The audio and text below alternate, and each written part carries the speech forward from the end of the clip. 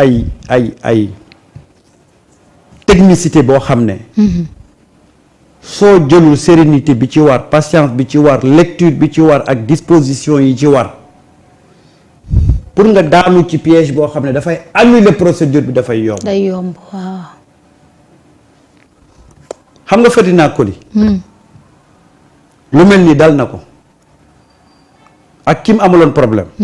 xam nga ki mu amaloon problème lan moo tax ñu annuler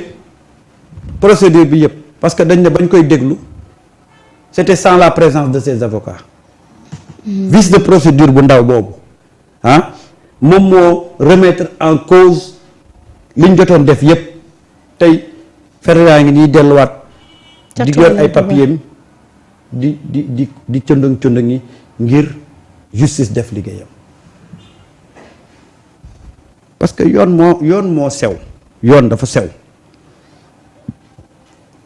te pour quelqu'un boo xam ne da nga ñëw nga ne da ngay daarale affaire ci yoon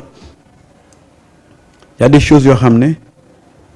tu ne peux pas mënuloo ci dugg wala mënuloo ci aventurer wu te gis nga nee na li ñu privilégié crime contre l'humanité tey dañ doon wax ne Farba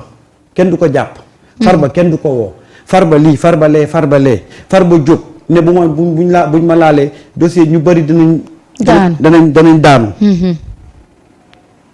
mais Farba bañ koy jàpp ak léegi dégg nga ci vice de procédure Tahirou Sarr le tout puissant Tahirou Sarr avec ses milliards jàpp nañ kook léegi ñaata weer la def dégg nga seen avocat yi li ñuy wax yëpp dégg nga ci vice de procédure déedéet Mansour Faye ne man je ne me verrai pas en prison waaw tey mu ngi ne bañ jàppee Mansour Faye ak léegi dégg nga ci ay avocat yam génn di wax problème mu vice de procédure Moustapha Diop nga xam ne ci ay jamonoom ay magistrat ñëwoon nañ pour auditer ko mu dàq leen bañ ko jàppee ba tey Moustapha Diop dégg nga fi ñu wax ay problème mu vice de procédure ñoom kay ci ay dañ ko war a jox liberté provisoire dañ ko war a accorder ay parce que santé ci yooyu lañ nekk de mais déggoo ci kenn koo xam ne rek tey jàpp nañ ko ñuy évoquer ay vice de procédure amul et voilà un peu ñun li taxoon ñuy xeex et c'est bien heureux que le ministre mu génn wax te lii mu wax nii man dama jàpp ne lii mu wax nii lu xel mën a dégg nangu la léegi nag libre à l'appréciation des Sénégalais mais man de dama jàpp ne la ma doon wax dafa ma ci conforté parce que dama ne leen yoon dafa sew di nga am jàpp ne am nga dëgg dem ba taxaw ca tribunal ba ñu dugg ci yoon ndeke yow amoo dëgg wala am na foo faxastalu soit on reprend ou soit on annule mu nar a nag nekk affaire bu gudd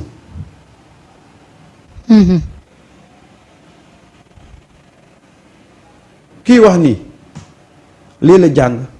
lii la pratiquer lii la xam donc man dama jàpp ne vraiment pression populaire bi baax na ci ndax benn mooy annoncé na ne ubbi nañ procédure bi mais expliqué na Sénégalais yi moi j'aurais bien aimé nag que ñu teeloon ko def expliquer aux Sénégalais. waaw pour que nag nit ñi xam fu ñu fiite parce que doyen Samba dañuy ñoom yoon peut-être am na liggéey yoo xam ne duñu koy bëgg fësal pour rek mën a seen liggéey wala bañ a fexe sax ñenn ñi bañ ci gis seen bopp mën a daw parce que xam nga ni frontière u Sénégal yi génn fi dem tukki daa yomb déjà yow Mame Boye Diao bi ñu ko fi xëyee dañoo xëy dégg ni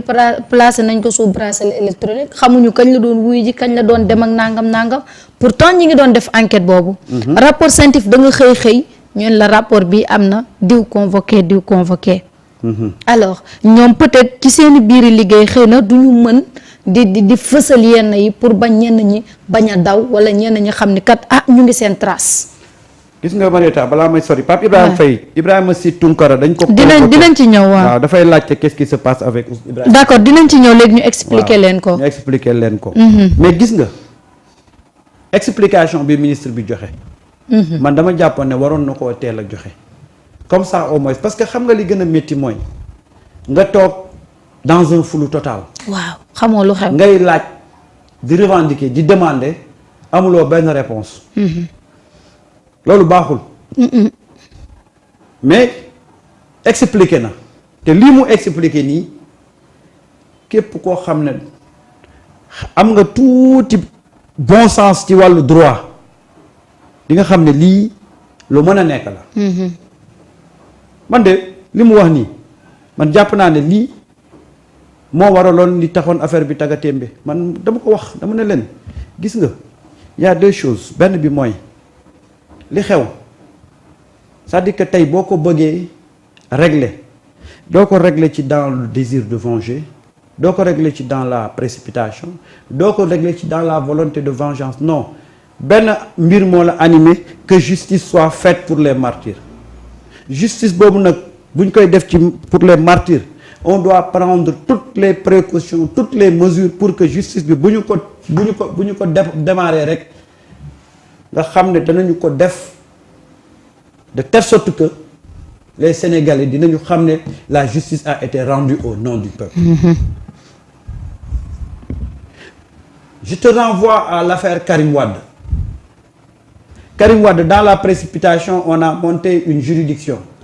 muy CREI lan la doon wax yow mi ñu tuumaal yow ñu indi ay preuves alors que li ñu xamoon ci suñu juridiction yi mooy ki la tuumaal mooy indi ay preuves loolu ça a fait un débat pendant combien d'années ñu ne juridiction bii xewatul ci àdduna dëppoowul ak démocratie ci loolu lañ nekkoon pendant combien de temps il nous a pris presque 3 ans yoo xam ne CREI yi baax na CREI yi baaxut CREI yi lii lan moo koy indi woon parce que on avait créé une institution pas dans le but de rétablir la justice mais dañ ko defoon pour dans un désir de vengeance la preuve mooy keroog ba ñu régler problème mu Karim keroog la ñu tas kër googu di CREI yi mais pour ne pas tomber ci même piège boobu nous devons prendre toutes les dispositions pour que bu ñu commencer lii parce que ni ko ministre bi waxee c'est une question très sérieuse c'est une question boo xam ne Marieta boo koy aborder il faut l'aborder avec beaucoup de sérieux beaucoup de rigueur parce que tey Marieta dama lay jox un exemple tey supposons ñu commencer benn procès ñu dem ba ci digg bi mu am vice de procédure juridiquement ñu war a annuler procès bi lan mooy doon réaction population bi. que ñi dañoo yëpp. est-ce que population bi dana comprendre ne vice de procédure moo tax ñu annuler. déedéet procès bi c'est un risque. donc da nga war a jël toutes les garanties pour que procès bi su ñëwee dafay continuer jusqu'au bout te ministre bi moom la souligner. parce que c'est un procès boo xam ne mais c'est pas n'importe quel procès il s'agit de Sénégalais tués des Sénégalais torturés ñu am lu leen naqari seen góom des ci seen xol ñooñu tey boo ne ubbi nañ procès bi dañuy daw ñoom ñëpp di xaar ñu dal ci kaw ñi nga xam ne ñoom ñooy les auteurs waaye imaginer nga demoon ba ci digg ba ñu ne la yaa am na vice de procédure dañuy annuler lépp comment les Sénégalais vont réagir c'est plus grave. balaa ngay comprendre loo nit ne vice de procédure la lan mooy xew. y a trop de risques de. donc lu mel nii boo koy yëkkati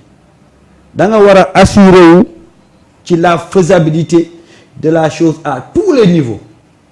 pour que boo ko enclenché mu dem jusqu'au bout. parce que tak ñi def moom faw ñu dem layoo ji moom. li fi xew de 2021. mais loolu mooy le cri de cœur des Sénégalais et je suis tout à fait d'accord avec eux. c'est inhumain li fi xewoon. voilà. inhumain. waaye nag xoolal nañu jël toutes les dispositions ba nga xam ne bu ñu ko commencé ñu dem jusqu'au bout Marieta soo jëlul disposition yi nga jàpp ne ay nit sur la présomption de culpabilité nga ne ñii dañ leen war a daan nga dem ba ci cuppaandaw ga ñu relaxé leen nooy def pour des questions de vice de procédure nooy def noo koy expliquer les Sénégalais. duñ la sax comprendre. ah. duñ la sax comprendre mais nag chacun est libre. juger les propos du ministre. ku ci nekk yaay xool na nga ko jàngatee. parce que nag nous sommes dans un pays de démocratie tey am na ñoo xam ne li mu wax convaincre na leen am na ñoo xam ne li mu wax convaincre leen et c'est ça aujourd'hui loolu mooy démocratie tey man damay wax jàpp ne man li mu wax man je suis en phase avec les propos du ministre keneen nit bu gisee leneen c'est tout à fait normal mais ñun ñëpp benn jubluwaay lañ am mooy que justice soit faite pour les martyrs. te une fois encore damay dellusiwaat ci ki tax man ma fondé sama conviction ne cette question là sera réglée. mais Ousmane Sonko bu ko wóorut et puis il va jamais le faire Ousmane Sonko ne sera jamais dans un gouvernement où ces questions là ne seront pas réglées. Il va pas le faire ça c'est pas Ousmane. bu ko wóoroon ne on va jamais traiter ces questions là Reta génn na delluwaat Casamance. te Casamance ak la mën dellu.